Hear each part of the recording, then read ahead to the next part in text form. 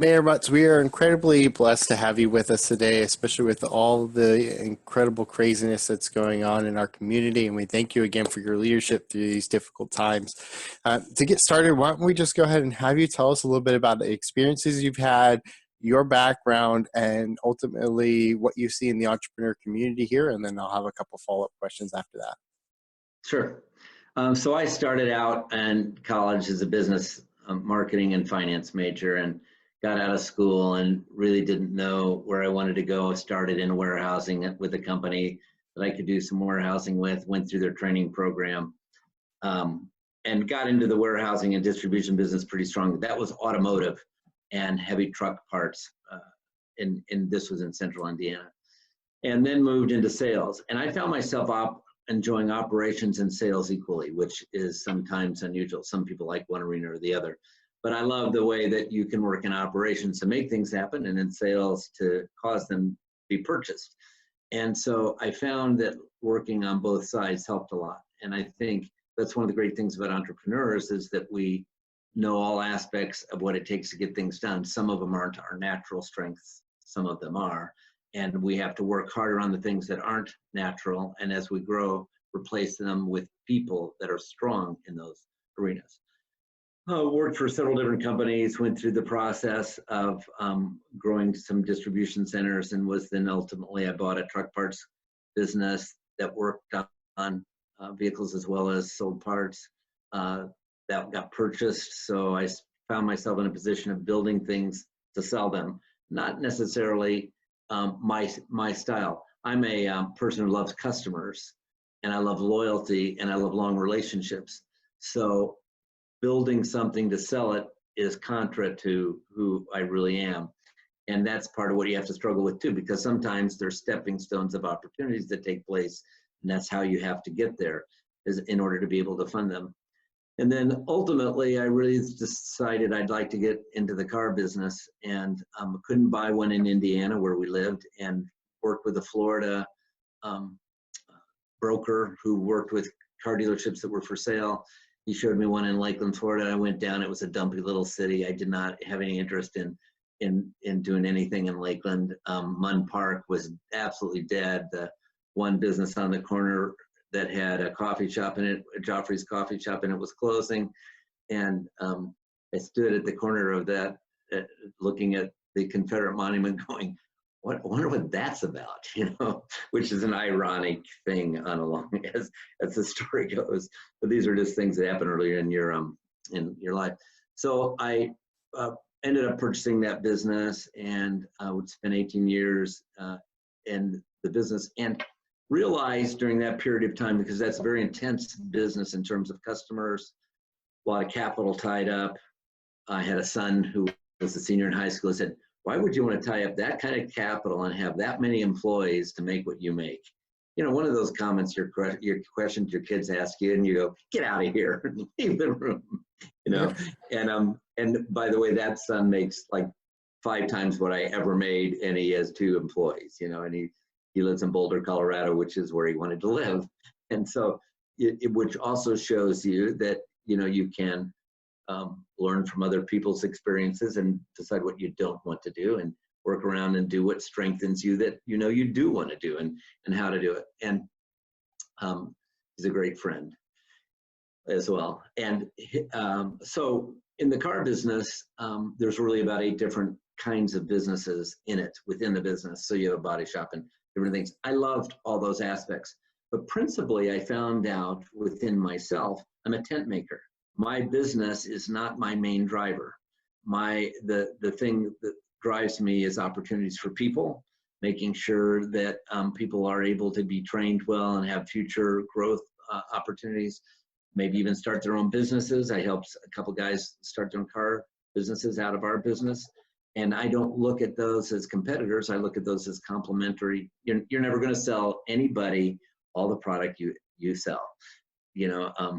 I'm a consultant alongside Jen Smur, and it's so interesting because she'd love to sell every cruffin and every loaf of bread that's ever sold in Lakeland, and you can't do that. And it's okay not to do that. It's okay to just be great at what you do and charge appropriately for it so that the business can make money and you can grow and create other opportunities. So we went along the ways, ended up selling. I had 12 children, as you heard earlier, and none of them wanted to come in the business. That was a surprise to me.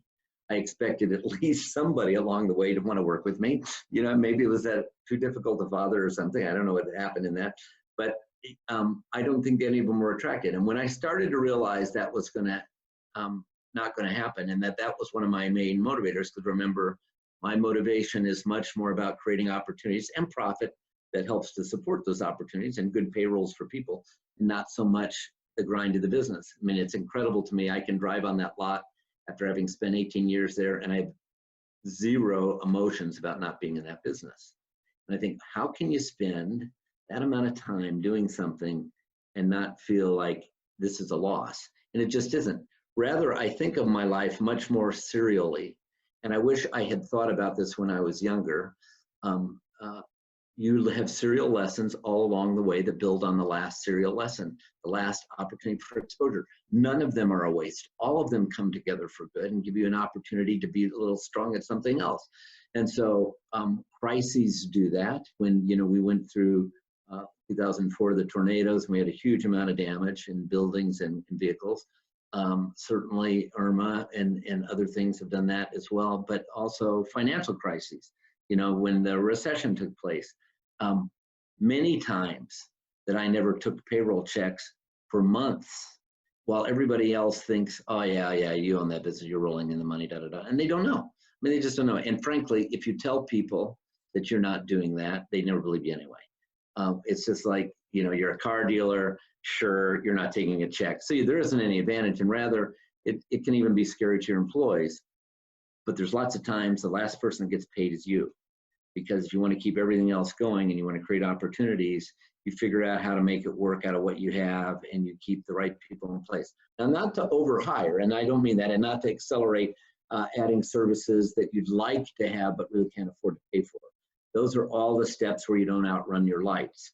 But recognizing that if you're trying to hold something together during a dip, you have to hold it together until things get there. And that can be a visionary dip, that can be an economic dip, it can be lots of issues. It can be your own emotional problem dip of going through a hard time in your life. By the way, when we see somebody going through a divorce or some kind of a difficulty at work, we give those people a much bigger bandwidth of tolerance and patience for a period of time to help them get through what they're going through at home, and so that we're there on the other side when they can produce again. And I think people appreciate those kinds of things. When you're people-centric in terms of the way you treat people and the kindnesses you provide and the opportunities you can give them to grow, you're going to find they want to stay with you and grow with you as you go along. Well, not finding anybody in our family that wanted to do the business, I then really looked for someone who might come in as a partner and then buy it out over time. And I did that through a man who was in Tampa, and I knew he was at a car dealership that was, I don't want to use the word horrid, so I'll use some other word, that was very, very difficult to work in, where the ethics of the owner were not good and where he was really the buffer. So that I knew that he was probably miserable, although the dealership did a lot of business. So I talked to him about it, and that created an opportunity for future discussions. We talked almost a year. That's another example. You don't necessarily always say, oh, well, here's what I'd like to do. I'd like to start my business, come in and buy it, and we'll sign it right here. Then when we negotiated the transaction, we were moving into 2008, 2009, 2010 era as we're looking around, which is an ugly time anyway, and is buyer's advantage. This would be a buyer's advantage right now to buy something, you know, in the era that we're in, then it will be by November, prayerfully. And so anyway, we came on board. He's a great friend. We eat together once a month. And by the way, that's also the way you want to try and sell something. So I never want to have a relationship with any employee that when I leave that room, I would be sad or bothered if I saw them walk into the restaurant I'm eating in, or pass them when we used to go to shopping centers in a shopping center. I want my relationship to end with everyone that I ever fire and terminate, or that I do any kind of a transaction with, so that I can hold my head up high, see them, and know that I really put their hat on in the transaction as well as my hat. Any deal that's good to do, ultimately, you're going to want a little more for than you get, and they're going to think they pay it a little too much. And it's someplace in between. That's how you get transactions done. This is my grandfather used to say this: bears make money, bulls make money, pigs go broke. And I'm a real believer in that. So we sold the business, and he purchased it. I worked on a Green Star panel business for a period of time for an insulation product that I just couldn't get it profitable from the standpoint of being able to build up enough scope for that business, because it's just tough to get in people's attics and do this, but it worked. And then I went into the consulting business, and then I started kind of waning and got approached by a group of businessmen to be mayor, and I said, I'm not interested. Mayor had approached me a year earlier. This is when Howard Williamson was mayor, and I said, I'm not interested. And then this group of men asked me, and the reason I mention that is, so being in a political office was never in my scope of things to do. And, but I'd served a lot in the community, and I loved serving in the community, and I loved a lot of different organizations, lots of not-for-profits. And I'm serving on those 21 boards over time. You're in every sector of the city in terms of interest. And I love people. I love all people. I love people in every sector of the city. I mean, it does not work for me. I just do. And so it was interesting, because my wife goes, well, why wouldn't you do that? That makes a ton of sense. And, it bothered me a lot that my wife was not with me, Anyway, long story short, I obviously ran. Here's the other good piece from serial experiences. I have never done any job in my life that I felt more in the center of my competency and where God's called me to be than this job. And it was never on my horizon. So I have to take a step back when I think about that, because sometimes we end up being able to do some things that are not in our grid. And when we recognize that they become in our grid, we recognize there's this experience I've had in this arena and this experience in that arena that helped to add to that. I find my, the ability to work with people in our, the staff at City Hall, fabulous. We have great department heads. We have people who want to save money. No employment scenario is perfect, but the inefficiency, incompetency that I kind of deep down wouldn't have said out loud that I expected to find in government isn't in Lakeland. We have incredible employees, and we have a marvelous commission to work with. So to me, it is about how you then gear up to work as nimbly and as catalytically as possible, so that we can kind of become a fulcrum for growth, because we're going to be 500,000 people by 2035 in this area, and we got to plan for that now. We're working on the 15 to 20 year out stuff now. This is not about fixing the street. We need to fix streets and do all the other things, but that's operational. We're talking about visionary. What do we do? And so I find it incredibly intriguing to go. I don't work any day, and I bet I work typically about 60 hours a week. I never work. I can't wait to get to work. I love meeting with people. I love the day's loads. I love a crisis. The crises to me are like, let's figure this out and what to do.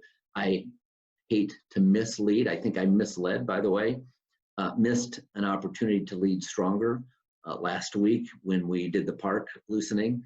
And it's interesting because you find yourself on an issue wanting to kind of met out, hey, people have got to be outside. They've got to have some places to exercise. They've got to have some room.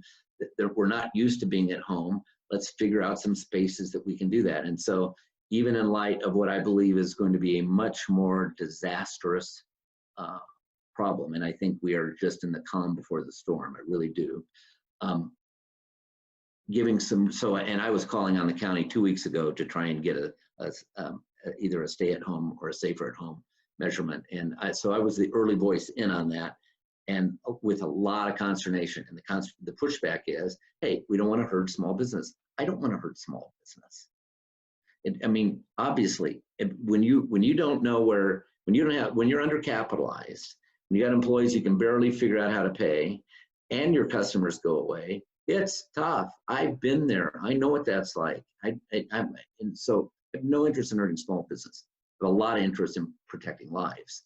And when you know that isolation is the #1 way to avoid the spread of this virus, then you got to gear everybody down. And I think that was DeSantis's problem too in not doing it sooner, is because he looked at the fact there are rural counties that don't have a lot of cases, and there's Miami-Dade and Jacksonville where there are hotter spots. So let's not impair the states, let the counties do what they're going to do. But we ended up being an example of a county in the middle that didn't make a choice to do something safer at home. All of a sudden we have threatened moms that are having to go to work and going home to their kids or to their parents that live with them at night and are scared they're transferring something and they're doing hair or touching people or being too close. And that kind of non-essential work has got to get stopped, and the employee's not protected, because if their job's going to be, they're going to get fired, then they don't have anything that they can, that they know that they can do when they have to pay rent this month, because they don't know what kind of reimbursement unemployment's going to be. You know the stories.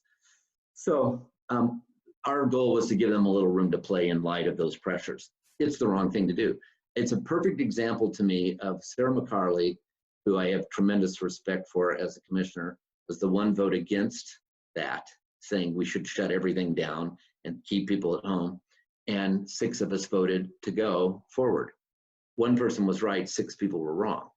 I mean, it's just the way it is.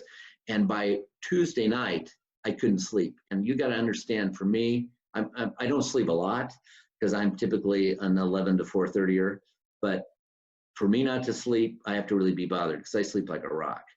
And so I called a special commission meeting for Wednesday, not knowing, of course, that we were going to have Governor DeSantis's decision roll out, but just because it was the wrong thing to do. And we had gotten lots of feedback, negatively, if you followed that at all.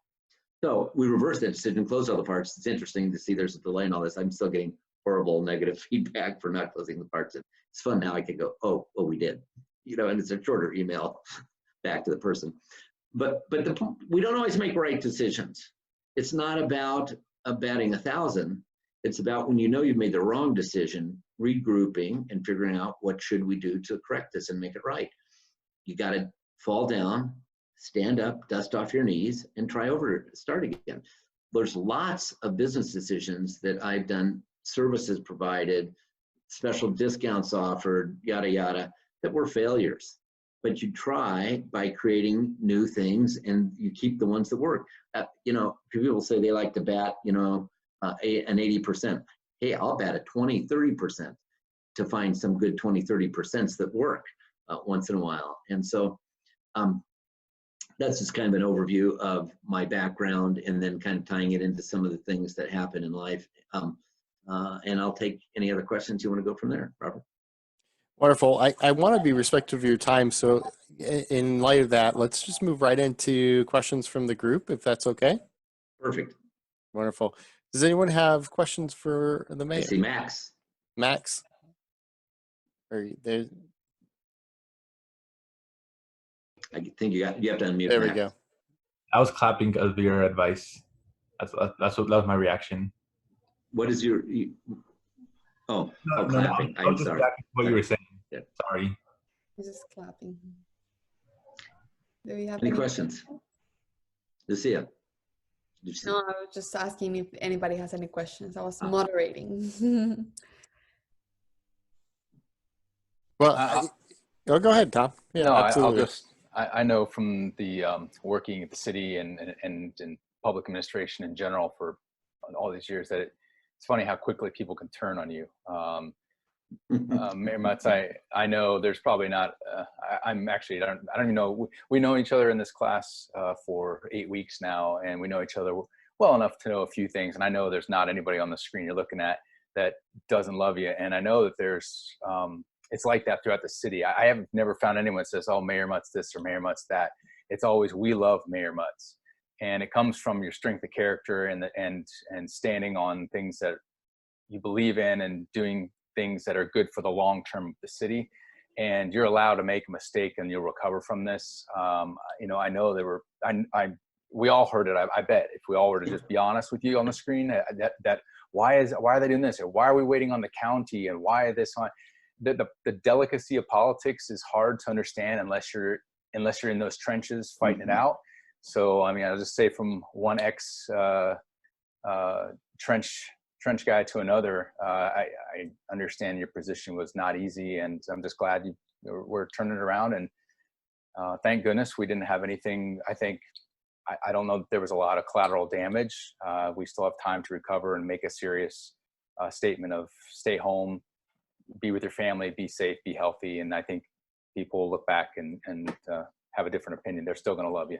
I don't think you lost any. Well, and really, fans. listen, and we don't make decisions to be liked, because if you Right. do, you'll end up making the wrong decisions. You make decisions out of what's the problem, what are our resources, how long is it going to take for us to fix this, and what's the right thing to do.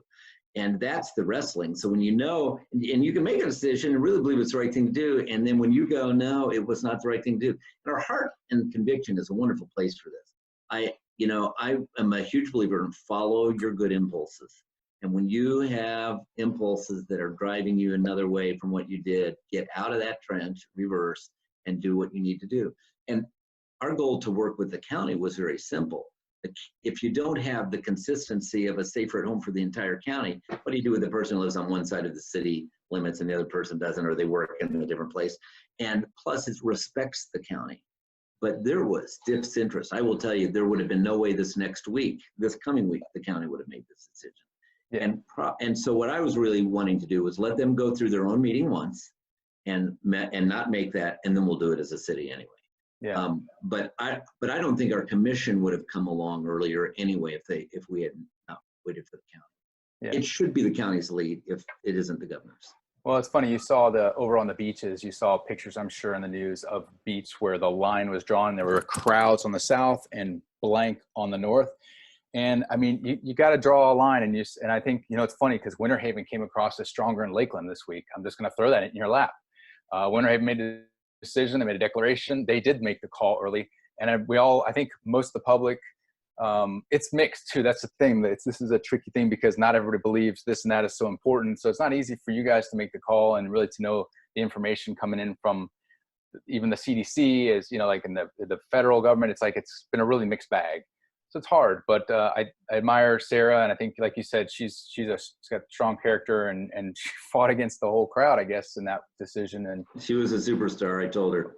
Well, we got to make decisions for our own city, and I mean, regardless of what the county does, I think there's a lot of people saying I don't care what the county's doing because they don't see Lakeland as part of as so glued with the county politically or decision making wise. We need to do our thing and protect our people at our line and send that message. Right. That's what I hear. I see Jessica has a question. Thank you, Tom, very much. Sorry, I had to unmute myself. So you mentioned earlier that you love it when there's a crisis because your first thought is, okay, how can I fix this? So how would you advise us who are in this class who are either at the beginning or toward the end of about to launch our business? How would you advise us in this season? Great. Great question. And I'll tell you, this a lot involves a little bit of our personalities. So all of us have different ranges of personalities. Those of you who have done Enneagrams know, kind of where you are in the decision-making process. And I'm a 2. I'm a helper in that. And so I'm going to bend towards things to solve problems anyway. Whereas somebody who's a 9 and is not, they don't care. You can make whatever decision you want to. They really will let you pick the restaurants. They don't care. They really don't care. You can't believe they don't care what they don't. They just want somebody to pick. So some of this you have to understand your own personality, Jessica. But the other thing is that I think leadership skills are things we build. We don't come equipped with leadership skills. It's a mistake to say that person's a natural leader, or that person's a natural salesman. They may have some leanings to selling that way, but skills are what make you effective. Not manipulative skills, but the skills to say, I'm not going to run that way. I'm going to move right into whatever the hornet's nest is and figure out what is the problem, what's causing it, who's responsible, and what are their needs. Nobody wakes up in the morning wanting to kick your product and tell you you're stupid, and that's what motivates them and gives them their high for the day. That's not how they live. So they may have some negative circumstances. They may not be happy people. They may be pessimistic. But I want to find the piece of gold nugget from every person who's ever critical about anything. I worked for a boss who used to stand at a counter and watch mad customers come in, and he'd watch his people handle the customers. And when they started to slip a little and they weren't doing exactly well, then he'd nicely walk up behind and he'd ask the customer this question: what were you expecting us to do? And the customer will dump when they're mad what they were expecting you to do. And he said, what would it take for us to fix this for you now? And I'm sorry we made the mistake. No, he said, I'm sorry I made the mistake. What can we do for you? When he wasn't even involved, the customer will always say, well, it wasn't you, it was something, something else. But you just take the ownership. When you do that, people generally give you the answers many times for what needs to be done. Let's flip back to Tuesday on Facebook with all the explosion of comments. They pretty much told you where the sentiment was. And that was an interesting piece, because you're realizing the depth of the number of people that object to whatever your product is. And so that's not, dog food that dogs don't eat doesn't sell. Dogs gotta like the dog food. And so your job is to figure out what sells and what doesn't sell. And to some degree, the numbers make the music again. So we want to move into a crisis and a problem. Wesley Beck did that this last week, which, let's see, who was that I know? Oh, 3D Musketeers in the middle of, because they had even idle machinery that they had purchased that can now make N95 masks. They're going to be making them at the rate of 3 million a week. And Kimberly Clark is going to give them primary materials to be able to do that in a time when you can't get them done. That's opportunities. I look at a crisis. This is Wesley talking in this. Look at a crisis. What do we have as assets? How could we solve it? There's a hospital wanting to get it done. What's the opportunity? And by the way, oh, look at this. Look on the, what is that? Tell us. That's the prototype mold for Wesley. That's the mold. That's the mold. And of course, apparently the big limitation is the nose clip, because that has to be done by hand, right? And so, but you work around those limitations as you go along. So every time we have a crisis, you have two things that I love. One, this is probably a problem for my competitor. Two, they probably have this problem. And two, if I can figure out how to solve that problem, I now have a differentiated advantage, allowing me to charge more for my product than somebody else's product. If your product is really better, you will, people will find you and they will pay for it. So it's lemons, it's making lemonade out of lemons. It's looking at something that's tripping you and saying, how does this make us stronger? And if you do that, then your best focus groups become dissatisfied customers. Thank you. Also, one last thing, you are your own worst enemy on pricing.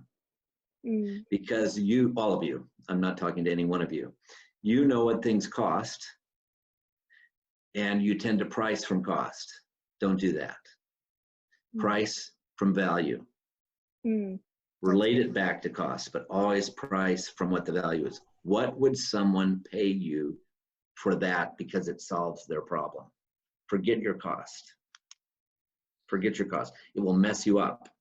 And so when you do that, and I don't mean to price, gouge people, but you also don't know what your costs are. So if we think we know what our costs are, I promise you didn't get them all. You're going to have scrap, you're going to have waste, you're going to have time, mileage. And so when you price from cost, you never really price from cost anyway. That's a whole nother lesson. Robert, I don't want to get into that, but I have huge passion about pricing. By all means, dive into it if you want to do a quick little overlay. I've heard about this conversation from you, so I think it's a great topic to go into. Okay, so with respect to pricing, I think you want to pick a gross margin that you want to maintain. And I'm going to throw out, for most businesses, if you can maintain somewhere between a 35 to 40% gross margin, that's probably a pretty good place to start. Then you work on your costs underneath that. Look at what your, you have to, and that gross margin, of course, is from cost of goods sold. So that's everything that's in your cost of goods sold. It's picking it up, that's getting it to you, that's all the manufacturing you do, that's some of your hours in that may have to be planned and designed, it's pen fees, it's lights in the room that make it happen, it's the rent, everything into that cost of getting to that product. Then everything, the additional costs I want to put in underneath that, all the variable costs. And variable costs really are many times not variable anyway. They're semi-fixed as you go along.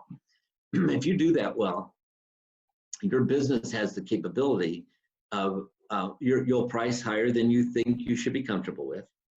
You will, if you aren't getting people go, ooh, that's a little high, I don't know that I want to buy it for that. If you don't get that feedback, you're not pricing high enough as it is in the first place. You need to get that feedback.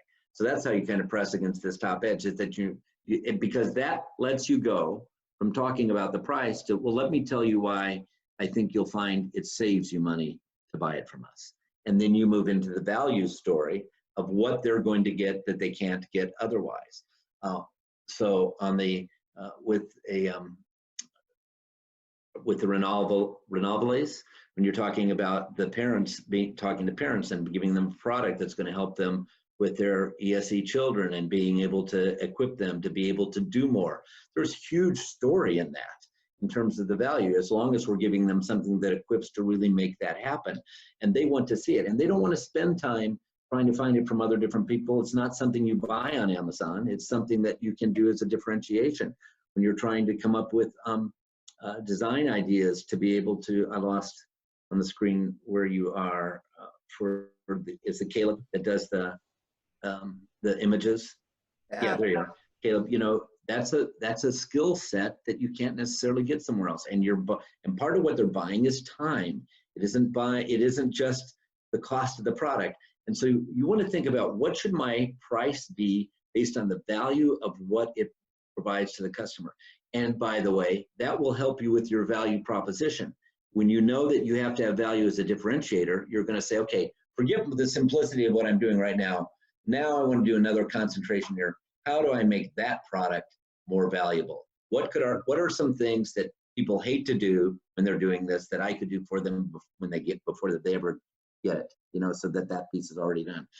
Ask yourself 100 questions. Why, could I, you know, and think and brainstorm, because you want to be you have to have some places to go that show you're different from somebody else, so that you know you have the capacity to tell the value story when they fuss about pricing.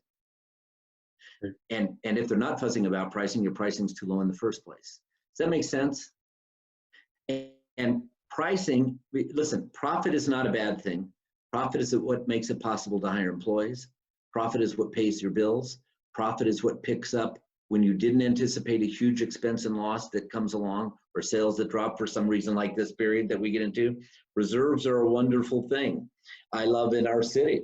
I work very, very well with our CFO, who's Mike Brossart.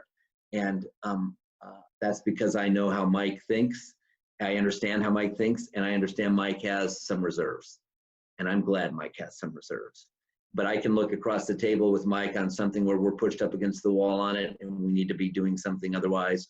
And, you know, he'll say there's just no money for us to be able to get to that. And I can give a look to Mike that says, well, give me, and he'll come back and say, well, give me some time to take a look at it. And, you know, maybe we'll go. Well, you know what's wonderful? It took reserves to do that. You know, we have about 300 days we can operate this city with no income. That's pretty phenomenal if we had to, you know. And so now we're going to have a mess this next year. We're not going to be able to, you know, we are going into strategic planning in April. It's very fun because you can think about what are we going to do differently for next year. We're going to talk about how do we stabilize after this, watch the numbers, not increase taxes, get everything back to normal. And as soon as we can pull the trigger on being more aggressive and start to do some more creative things with Catalyst and downtown, get back on that wagon, or find some P3s who want some private investors who want to come alongside us and do that with us to accelerate some of those things. And there's some people sometimes that want to do that, you know. So you never quit looking, you never say no. Here's my word picture I'll leave, and then I'll leave this subject of difficulties in pricing. I was in front of a set of hurdles at a state race with Britain Music, who was the girl that had won the last 2 years in the 100 hurdles. And I think to myself, first of all, I never ran track. when I was in high school.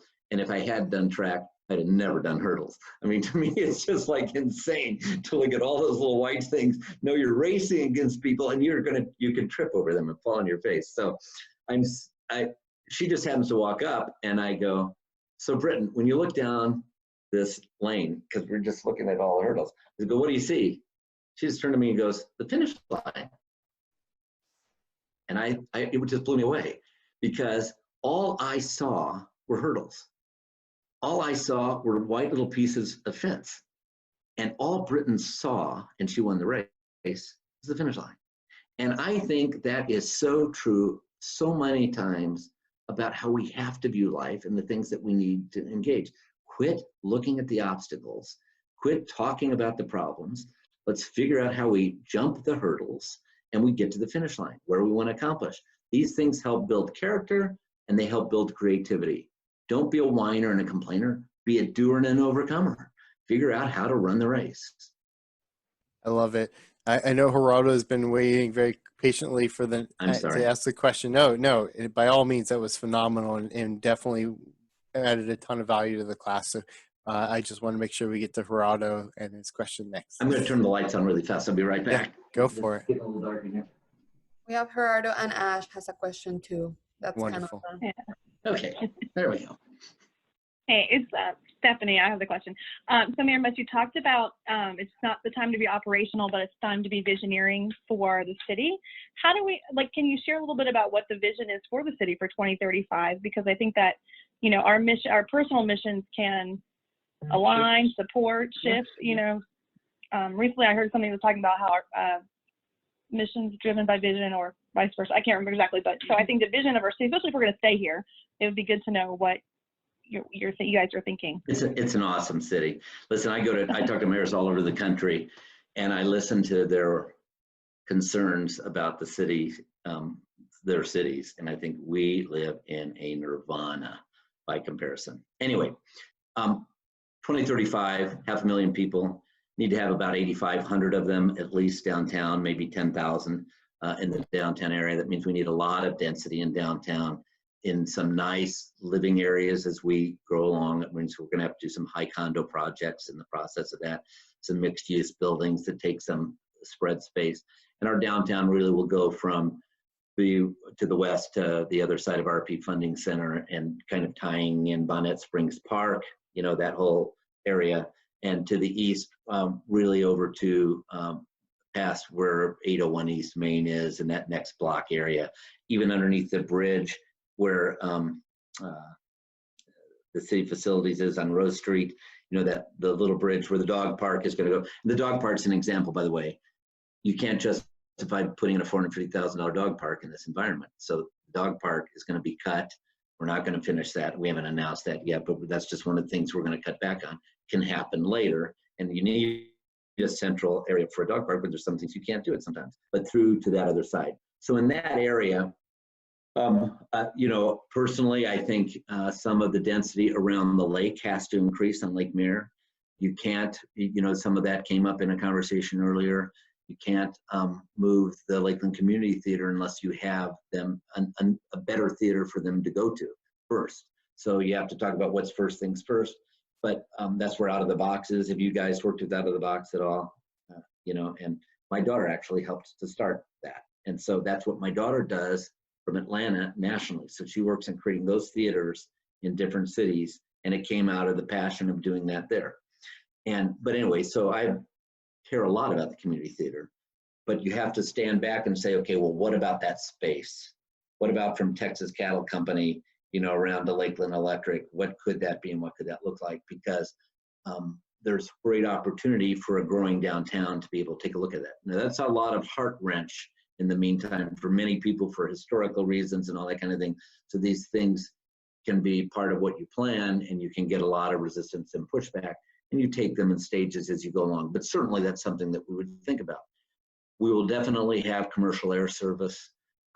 This, of course, has thrown a huge wrench in the ringer in terms of that, because the airlines are, stymied.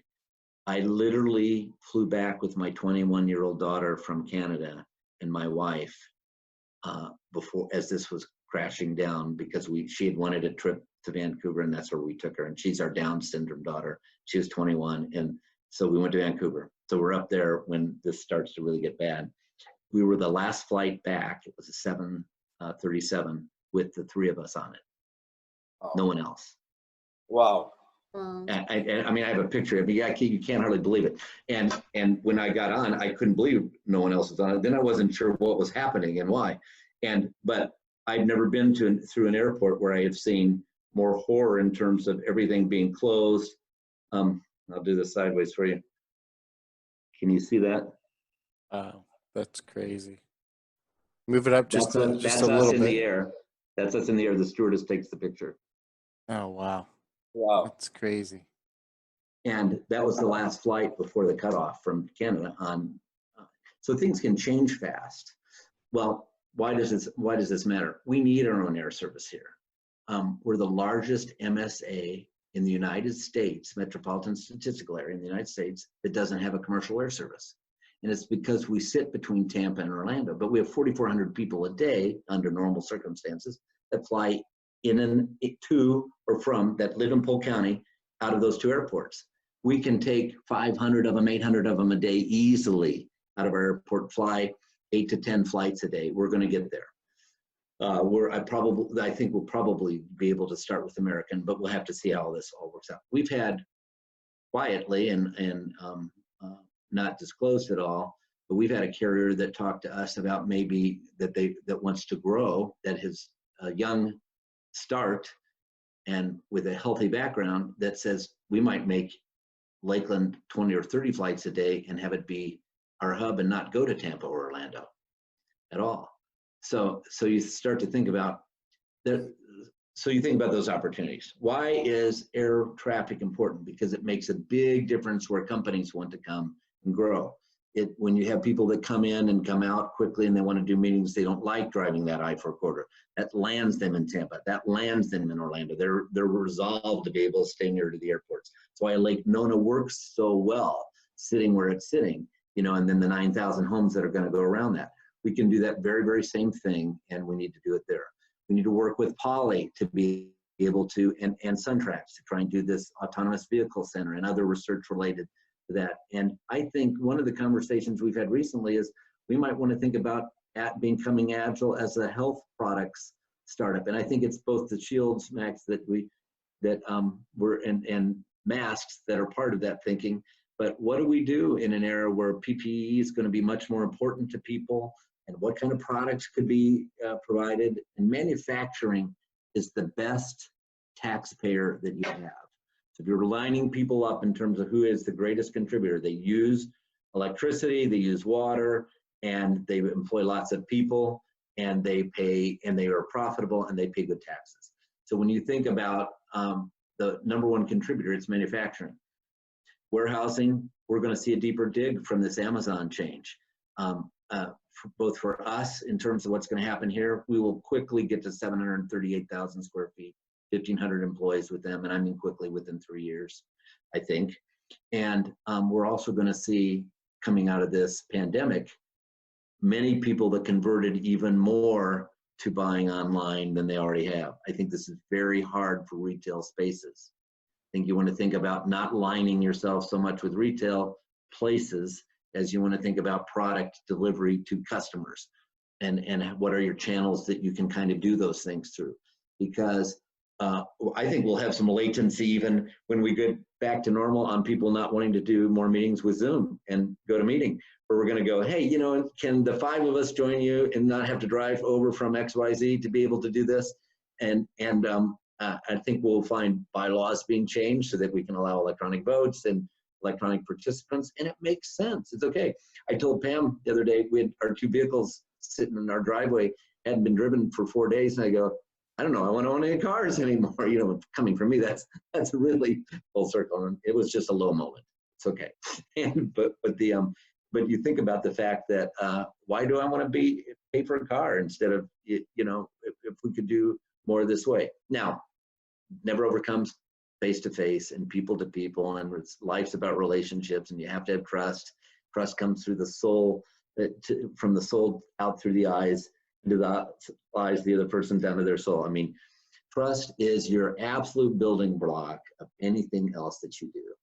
Because if you can't establish your own personal trust with other people, they'll never lean in to solving you. I've been to banks before in very, very bad downturn times where I've leaned across the table and said, I promise you we will not default.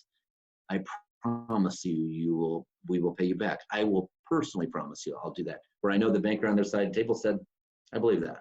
And you know, that happens with time and relationships. And you have to just build it everything you do. I want to pay my vendors always on time. Made me furious if I found out we had missed paying a vendor. Why? On time. Why? Because that's the person that if things get bad, I can go to first and say, could I get 15 more days terms from you so I don't have to go to a bank and pay interest? Would you give me that? You know, for 4.5 years, I paid you on time every month, every time I ever wrote. You've never looked for my check. When that's worth a ton. And remember, availability of cash is always more important than interest rate. Availability is more important than rate. So you want to work with people who trust you enough, who will give you the money and partner with you as you go and grow, because without cash, you're done. It isn't about the profits. It's about how much cash does the business keep and how much reserve you have. So when you have a problem, you can move into the reserve and survive through something you couldn't have otherwise done. Listen, we had time in our family. We ate nothing but spaghetti because we got boxes of spaghetti at a wholesale price. It was cheap, and we had all those kids to feed. And Pam was a trooper, and you know, and there's things my wife Pam has said, you know, you thought this was going to be successful for a long time. I say you quit doing that thing, whatever it is, you know, and that's okay. You know, I need somebody that I'm an overcomer, so I need somebody to go, it's not working, you know, and down boy down. And that's the great thing about partnerships, you know, frankly, is when you have a good trust in those. So lots of different disparate thoughts in that, but I think that's all things that help us survive.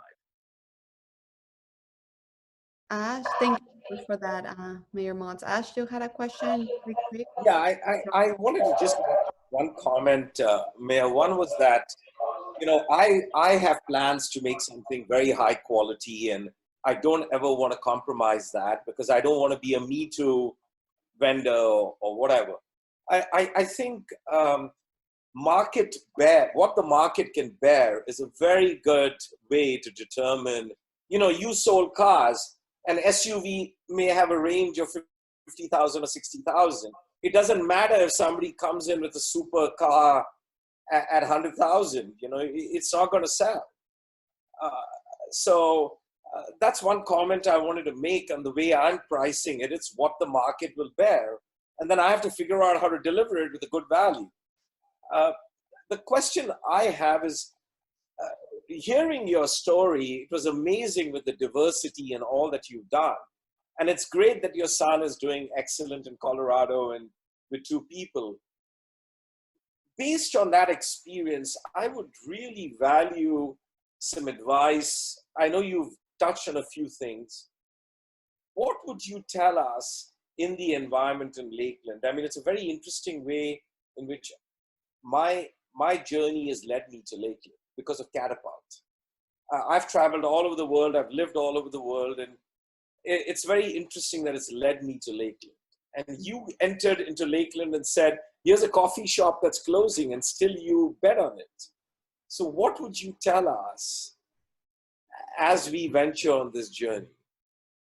I think we have to focus on sweeping our own sidewalk, the one that's in front of us, and make sure that we're doing what we can do in the world we're in. So I came probably a little altruistic when I purchased the dealership, thinking, I know we're going to run a car dealership with high ethics in an industry where ethics typically can be compromised sometimes, not always, but can be. But I sat down not knowing that I'm sitting next to Bartow Ford, which is a company that runs that way. They have very high ethics, you know, been here a long time, long history. Jarrett Ford was a company that ran with very high ethics. So my differentiated value proposition didn't exist, you know, you can talk about some nuance of that you may do a little differently than them. But the thing that I thought we'd be most different about was that.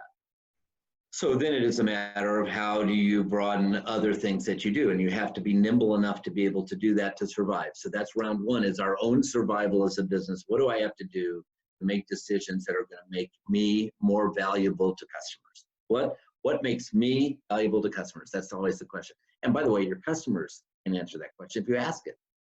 How could I be more valuable to you? What could I do that you really need, and something you hate to do that maybe I could do for you? That kind of a question. Then you start to take a look around you, because now you're stable. Now you can look at, how could I influence the neighborhood or the city? And what's a board I could serve on where I could spend a little bit of time trying to help and have some input?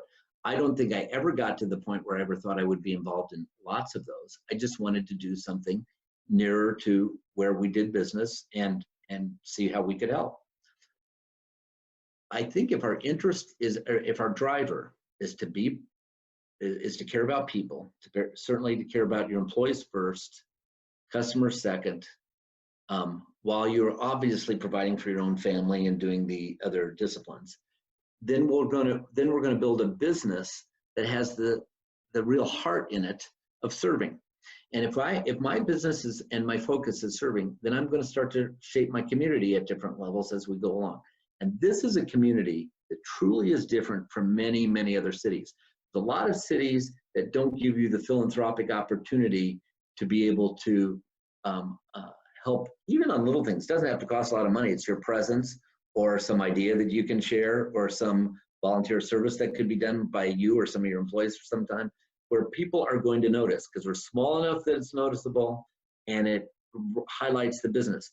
People then move into those businesses. They move into the fact that you're interested in serving. Now, when we're starting a business, our time is so consumed. We have life we have to do, the business we have to do, we're out of money, and we're spending money, and so I get it, it's consumptive, but it's the little increments you can do. It's not what you can't do, but what could we do as we go along?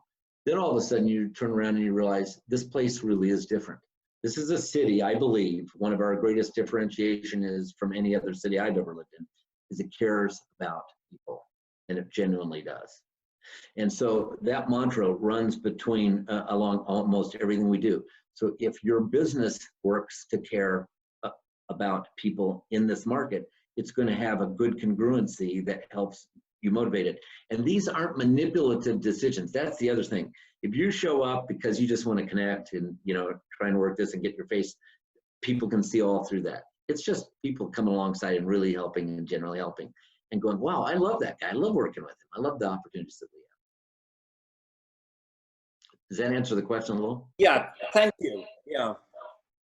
Wonderful. Thank you so much, Mayor. I really appreciate you taking some time with us today and sharing your journey, your experiences, and your thoughts on our community. I know we are truly appreciative of you taking that time with us today. Before we go, do you have any last words or thoughts? Are you in Amsterdam? I am. I took this photo. Yeah. I love it. Yeah. Listen, Amsterdam is such a fun city. I was hoping I was right on that one, but and I had no idea it had canals. I love traveling, and I love what you learn when you travel. So my encouragement is this: the things that get us down the most are where we probably have some of the greatest opportunities. Look for the silver linings all the time. People that are furious, look for the nuggets. Ask, what would you do? At our dealership, I told every employee, you have the prerogative to solve a serious problem with a customer that you regard as being serious, to spend $300 to solve that problem without asking anybody else permission. By the way, what do you think happened with that privilege extended with the employees overall? What do you guys think happened? What do you think happens? If you have that, if your boss says you can solve a problem and you can spend $300 without talking to anybody else. Yes, Teresa, what do you think happened? You have to. I think sales went up. They're going to respect you more. They're going to know that you respect them and you trust their judgment, and then there's that relationship piece. And they're not huge. And they're a frontline problem solver, and they're going to have ownership in that problem. And I don't mean $300, depends what product you're selling, what the price is. But if they believe that's the case, then they don't go and check with the boss. They don't go check with somebody else. And people go, wow, you can decide that? You could fix this that way? Oh yeah, that's who we are. So most cases when they would say to, all I want you to do is ask the customer, what would they like to do to have the problem solved? You wouldn't believe the time people, well, just give me a hat, or give me a set of wiper blades or something. And they're going to move in. The customer comes into a reasonable, most of the time, comes into a reasonable alternative. Don't worry about the cost. Don't be transactional about a bad moment. Publix isn't transactional. You walk in with a bad ham or something, they take it back.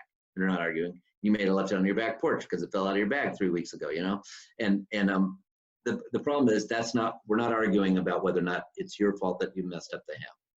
I just take care of it.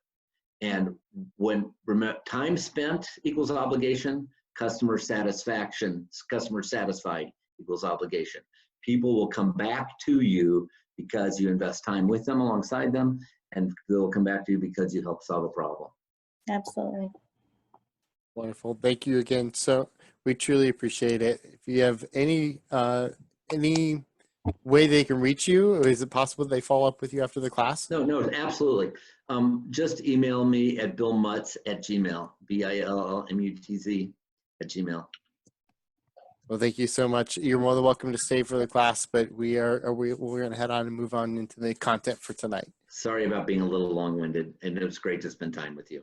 Cool. So we have a little bit to cover from the book, and then we're going to hopefully practice a little bit for our pitches next week. Any questions before Robert begins with the book? No? All right, so we've been talking a lot about this over the last few weeks, especially with everything that's been going on in the world. We're going to start talking about looking at the big picture, right? So as the world changes around you, how do you fit into the overall image? What is the long-term picture that you have, or the goal that you want to achieve? And how do you get started in that? Just like Bill said, when we're looking at the end goal, those hurdles start to disappear because we're on our way to achieving our goal, and we will just knock out those obstacles as we move down the track. So any questions on how you vision that? We've been focusing on it for the entirety of this course. Big picture goal, identify the pieces to accomplish it, and then start knocking at them. All right. The next piece we're going to talk about is funding. Right? It's basically beg, borrow, and steal. There's two different types of funding of your business, right? In my humble opinion, you have bootstrapping, which means that the business funds itself. You put a little bit of money in, maybe none, just some resources and time, and then you use those funds to grow the business over time. It's slow, it's arduous, and it takes a lot of energy and effort to do, but you own 100% of the company. It is yours. You have no one telling you what to do, and you don't have to share anything if you don't want to. If you have the goal of keeping ownership, don't get an investor, right? Bootstrap it, put your money into it, do it slow growth, and keep 100% of that ownership, right? Then there's raising capital, and there's a couple different ways of doing it. Right now, there's a lot of funds available for small businesses. Take advantage of it. Those opportunities to convert that money into a grant is unprecedented, right? So take advantage of those opportunities. The biggest issue I have with loans is that they want to give you a personal guarantee. They want you to make a personal guarantee. So if your business goes under and you have a loan with a personal guarantee, you still pay the debt. I haven't found a lot of ways for you to get around this. Banks, this is the way they operate. They want you to give that personal guarantee, but do everything in your power to focus on creating a business that can go and take a loan out on its own. Because at that point, then the debt liability is on the business. And if it were to ever go under, you don't have any assets tied to it. So I've lost, when my business went under, I had my house under it. And so it was we lost probably $20,000-$30,000 in equity just on a home, because if we were to sell it, all that would go towards the debt that the business had incurred, because I had a personal liability signed over to it. So you're basically putting on all of your assets, it defeats in my opinion, it defeats the purpose of having a business if you're going to have to put a personal liability on a loan for the business, right? But talk to a banker, start those conversations now.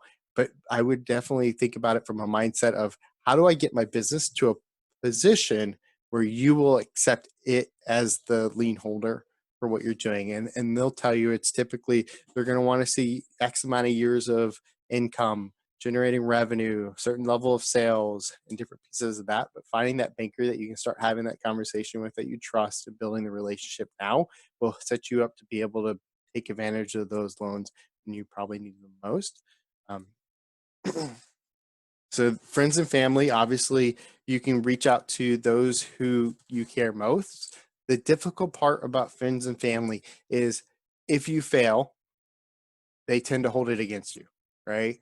Unless it truly is a gift, which probably is a low denomination, depending on your circumstance.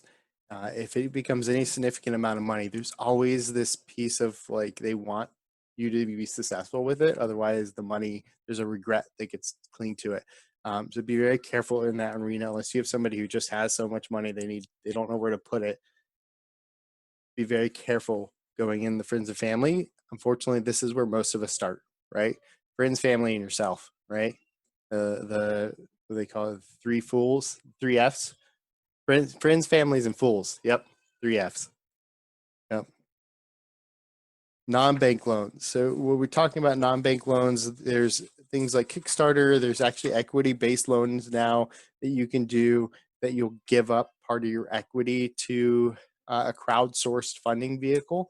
I don't have any off the top of my head, but you can actually provide equity in exchange for funds for your business through a crowdsourcing methodology. At that point, you're giving up a piece of your baby. A lot of it, when it comes to actual investors, so formal equity investment, the biggest, this is my 2 cents on it, you need to treat that relationship like a drug dealer, right? This doesn't apply to all of you, but some of you are in a position where you could actually go after a capital investment from a venture fund. And that money is great, but they're looking for a 30x return. 30x. That means you have to grow your business exponentially to be able to give them that return on their investment. And the way they typically get their growth, right? And so if you give them 25% of your business worth of $300,000, that $300,000 has to grow to a point where it's 30 times that amount. Let's see, easy math. If you have $1 million company, you give them a percent, you have to become a $30 million company in 3 years, right? So high growth, and they expect that, and they hold you liable to it. And essentially you give up ownership, whether they take 30% or 20%, an investor group is going to ensure they have the rights to force you to sell if they're not making their money, so they can cut and run. And the only way that works, so if you're going that route, make sure it's one, not somebody you trust, but somebody you see value beyond the money, right? Somebody who has connections or relationships or value that they can provide that will exponentially grow your company. Do not go after funny money. Don't go after the dumb money. It exists. There's people just looking to invest in that, but they will structure it so that they end up on top no matter what. And you're going to lose out because there's not going to be any added value to that relationship, which is really the best investors add a significant amount of value beyond the cash that they give you. Shark Tank is horrible. It is an absolute joke.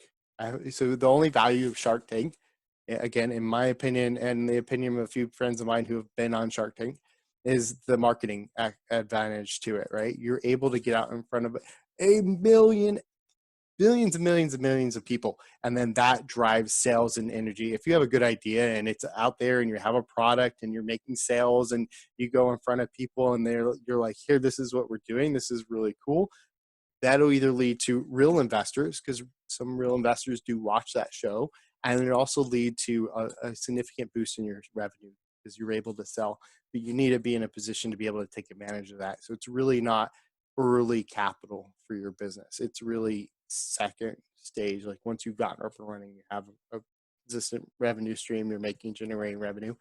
The best way to hold the cards when you go to an investor is to go to them when you don't need the money. Go to them when you're looking for a scaling activity, and then you hold the chips, because look, we don't need you. We can get there. It'll take us 3 years to get there, but this is what we can do with your money now. And that allows us to get this 30x growth in our company, which will then benefit you from A to Z to Y. They don't only want to see what you want to do with the money now. They want to know that that money is going to take you to the next level. And then that's how they make their money. So when the next investor comes in and pays for that 25%, they pay at a 30x on it. And then they're able to take their money out, move on to the next thing, and you're with a new investor group, right? That's A, B, C, different series. So if you're not familiar with investment rounds, you have pre-seed, which is where most of you sit. You have seed, which is, so pre-seed is an idea. Typically, now it's become more of like an early product with some revenue and a team. Seed is, I have a team, they're working together. We're looking to scale into that next stage. A round is early investment. You have a team, you're looking to grow into different markets. B round through D round are basically just scaling activities. Okay, we're going after a new market. We need $30 million to go after South America, right? So it's exponential growth of that company, scaling activities, and there's a whole lot of metrics that go into it. But for what you're at, I think most of you are going to be focused on lines of credit from banks and loans. You're going to be focusing on friends and family, people who just be really careful with it. You lean on it though, and then your own funds for within your business. And then ultimately there's potential for crowdfunding, but crowdfunding works best when you already have brand equity. You already have a group of people that already engaged in what you're doing, who already believe in who you are, already vested in your success. Because then when you launch the crowdfunding opportunity, whatever, say you use Kickstarter, you go on Kickstarter. The only way you're successful on Kickstarter anymore is if you already have people ready to jump on that first day, so you make it to the front page, right? So you walk into a launch of a Kickstarter with 1,000 people ready to put in and buy the first level or the second level. And so the only way you do that is by having a group of people who are following you, who are excited for you. You can already prime the pipe. Hey, look, we're going to do a Kickstarter. Here's what we're doing. If you sign up now and you get this, you can be one of the first 100 people. That's why you see those 0 or 100 only available, right? You can prime that and get people already ready to go. So as soon as it launches, hey, here's this limited thing. We're only having 100 of them. You'll be one by, because you care about what we're doing, what we believe in. We want to make sure you get a chance to have this first level of a Kickstarter crowdfunding opportunity. There are ways to do that without using platforms. There are ways of doing that with basically, and Marie is a good example of this. She's got a shirt she wants to do. She's shared the design. Right now, there's very minimal cost to do that. Hey, the shirt's $30. Send me the money via PayPal, or I'm not sure what she's doing, but you have them pay you for it, and then you go order the shirts. That's crowdfunding. That's crowdsourcing your product that you built, and then you're able to take some of that revenue back and focus on generating or building out the original, the core concept of the business, while opening this new revenue stream with no upfront cost or very little upfront cost. Any questions on that? Any questions on any of the funding that we've talked about so far? Okay, there's a lot to it. There's a lot of mechanics of it. Most of this will require a lawyer and an accountant for what you're trying to do and what you're trying to accomplish. Lean on Kemp and Alyssa. They're going to be able to answer a lot of those questions on the specific issues you would have raising capital for any of these. Again, bootstrapping, it really depends. All of you, I think I've talked to most of you if you expressed need about funding, but if you have any specific problems or questions about it, let me know, and I'll share what experience I have had. Cool. Yep. We have talked about your guys' business plan. We at the beginning kind of came up with like a one-pager, like in the first class, and then your business canvas. You've been working on it throughout the 8 weeks now, and hopefully you've been making adjustments to it. But this session, we kind of want to revisit the idea of like a business plan and what that means for you as you're planning for growth. Like we've mentioned in the last few weeks, this situation that is happening right now, this crisis, really shows you that your business plan is important, first of all, but that it also needs to be flexible. So I think that more than ever, right now is a good time for you guys to go back to like the very beginning of what we've been doing in the class, kind of like look at it now that you went through the whole program and see what you learned, what were like the biggest takeaways, and how you could modify that business plan that you came up with originally, or how can you add to it. So on page 8.7 of our book, there's an activity there that it breaks down the sections of a business plan, and then it asks you to go back through the book and find the pages where you will find them. I'm gonna give you the pages, like I'm gonna give you the answers to the activity so you can have them and you can just go back and do them on your own. Because it's important for you guys to go back and revisit those descriptions and kind of like move forward as you're planning for growth. So is everybody on 8.7? Yes? Okay, so I'm going to start with a company description. The pages where you find that is 2.2 to 2.8. Market analysis, it is 2.2 to 2.5 and 4.11 to 4.14.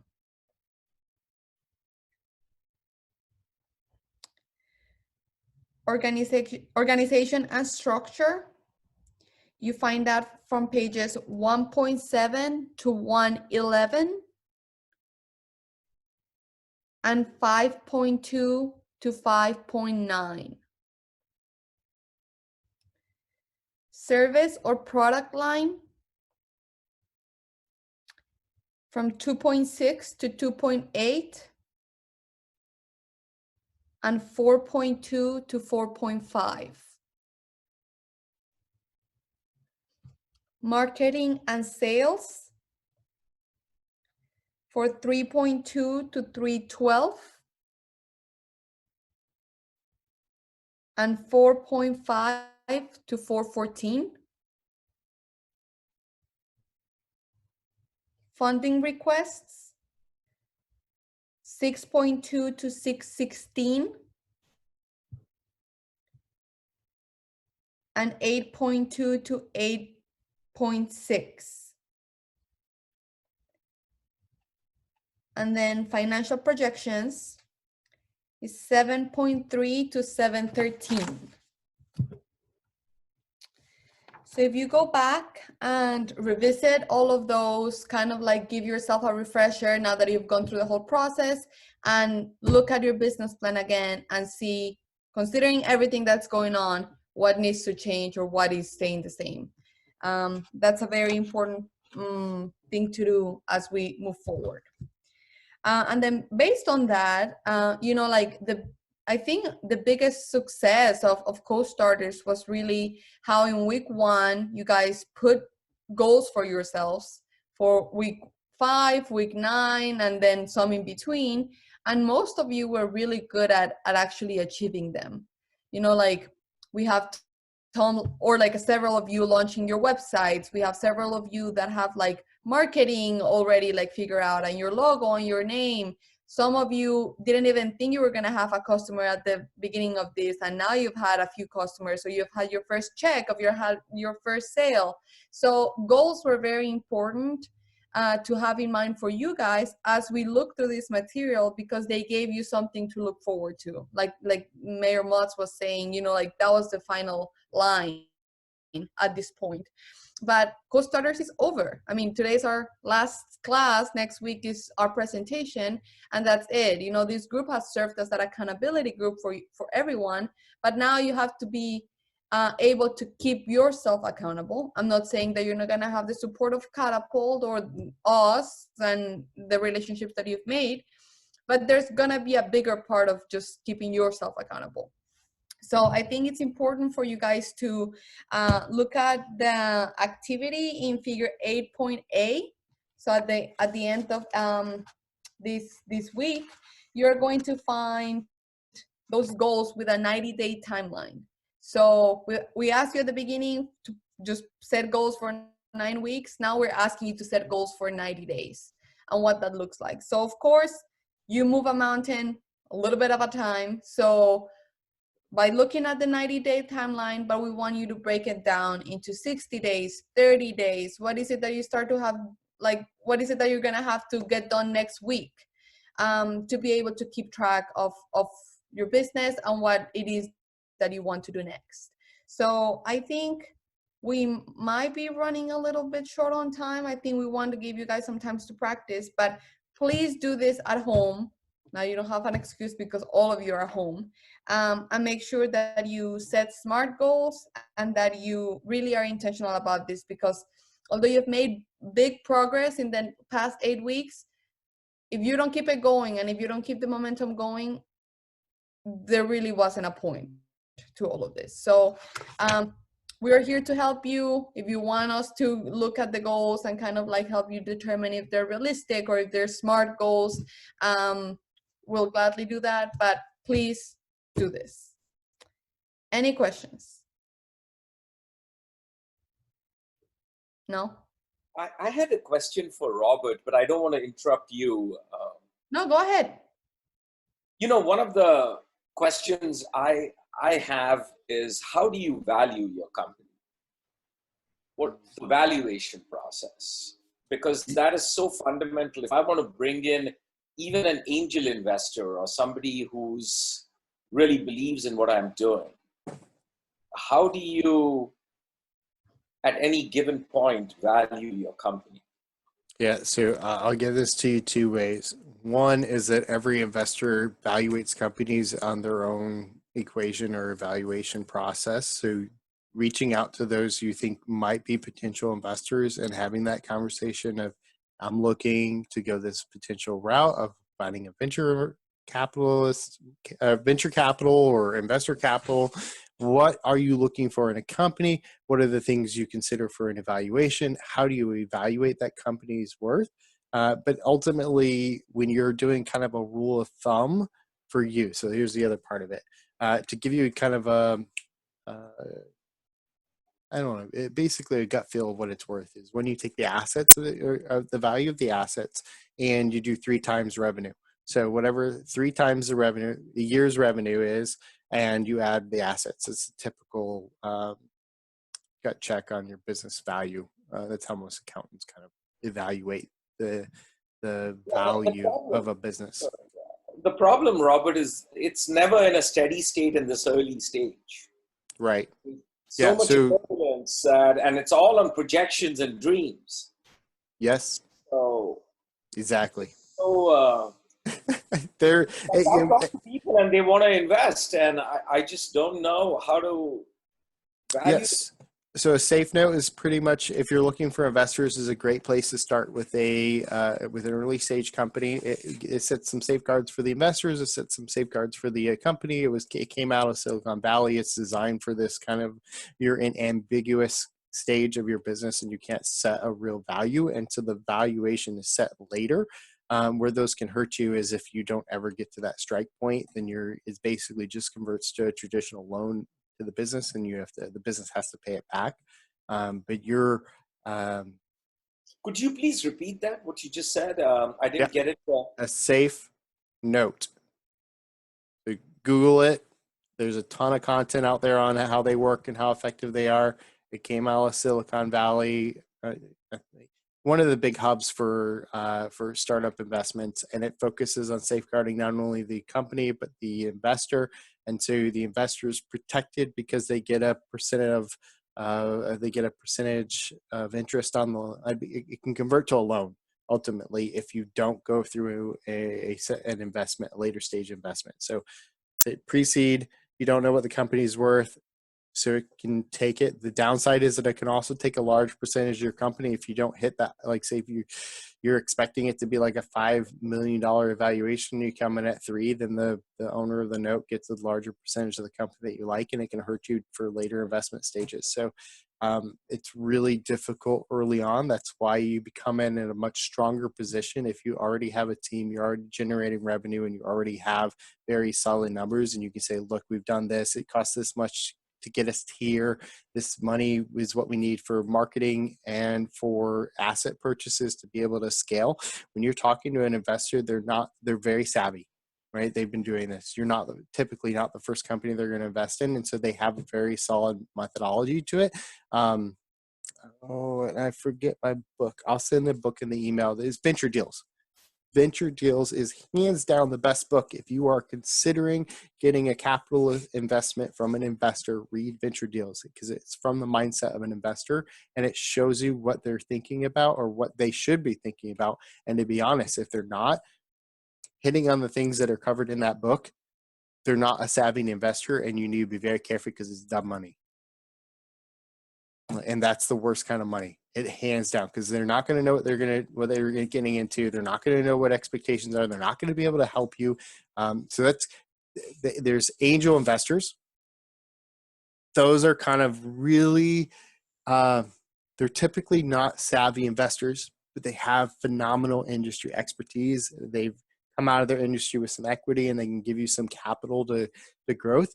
Those are kind of, you're getting more out of the value of the relationship than you are about the cash, right? I mean, you know it because this person has 20, 30, 100 years, whatever, but it has a lot of time in that industry, has the connections and relationships. And so you're really giving up that equity, not for the cash, but for the investment. What's troublesome is, and this is a problem really in Florida, is that most of the money here is real estate money. And that means that unless you're doing an asset purchase of a property and you're looking for somebody to come alongside you to invest in that land and that property, most of the money here doesn't know how to invest in small business, right? There's not a lot of Mayor Mutts who have, and I don't even think he does in angel investing, right? So you need somebody like Mayor Mutts who has gone through a business and been extremely successful and is at a point now where they can give back to, like as an angel investor, I would see him investing in other dealerships, right? He did that. He helped 3 people start other car dealerships, right? That's an angel investor, and that's kind of where most of you are at, but it's hard to find them. They're few and far between, and they're really specific to your industry. So you're looking for, like Ash, you have the potential to find an angel investor. There's a lot of people that made significant money out of packaging food and selling it. Those are the kind of people you want to have those conversations with to see, hey, look, this is what I'm doing. Who are the investors you work with? Who are the people who you've invested in what you're doing? Crunchbase is a great platform if you're looking for investors. It has all of the investments that people have made in other companies, and you can look by sector. So just off the top of my head, I mean, Jessica should look into it.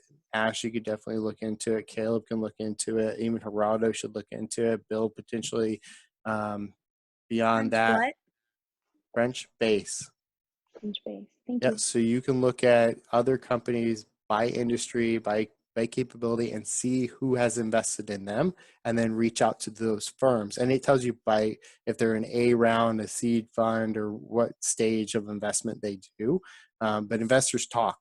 They're very small communities, and so you talk to one, they can connect you to someone who can help you, and the different pieces are all interlaced very, very tightly. My ideal would be if I can have a strategic alliance with Publix. You know, that would be ideal for me, particularly from the sustainability and food waste. And I contacted them, but I don't know how to find the right person. I asked for the VP of sustainability or who's in charge of sustainability. They don't know what I'm talking about. Right. Yeah. I mean, we can have a longer conversation later about how you find investors, but any other questions?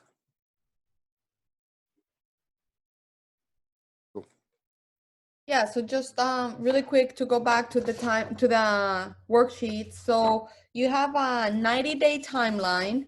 So it tells you I am here. In 30 days, I want to be here. In 60 days, I want to be here. 90 days, I'm gonna be here, and then your destination. And then you have the goals, kind of similar like the ones that we used at the beginning, broken down by 30, 60, and 90 as well. And then these ones are just for you to write down if you really want to break them down to the day. So all of these are the same goals. Like your 90-week goals are going to be the same ones, but these are just different ways depending on how your brain works. If you're more of like a day-to-day or just big picture kind of person. Cool. So now we are going to practice for our celebration night. So Robert, do you want to give us the instructions for that? We can't hear you. Give me just a second. I'm going to do a little math. Cool. So in page 8.11, you guys are gonna get like a little bit more of like a description on what celebration night was supposed to look like. Like we told you guys, we're not really putting any structure on you, but you do find some useful questions there if you want to go back and revisit them. What did you learn from co-starters? What did you learn from talking to your customers?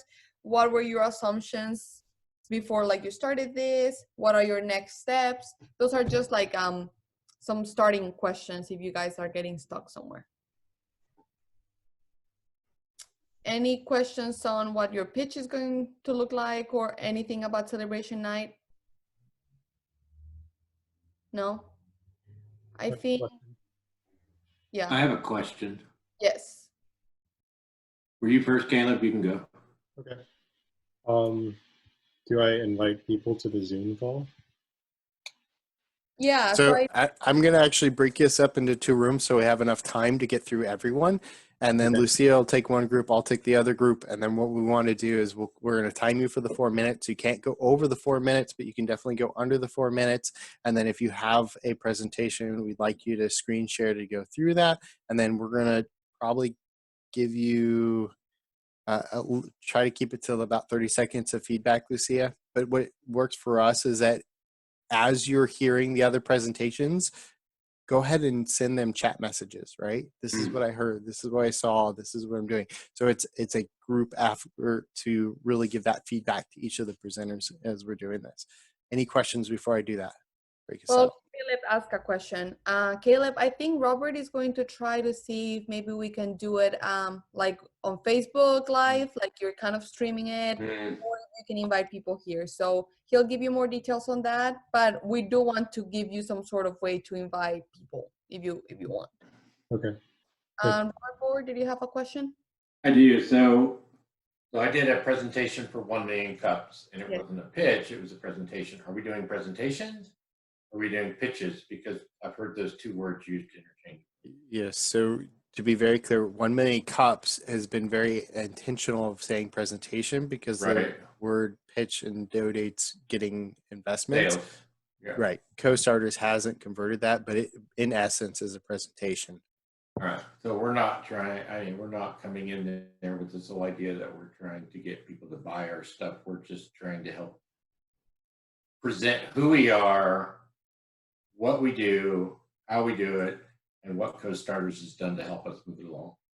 Yeah. On the last slide, put how they can get a hold of you because people will ask, how do I find you anyways? And so have that on there in case you're interested in what you're doing. But yes.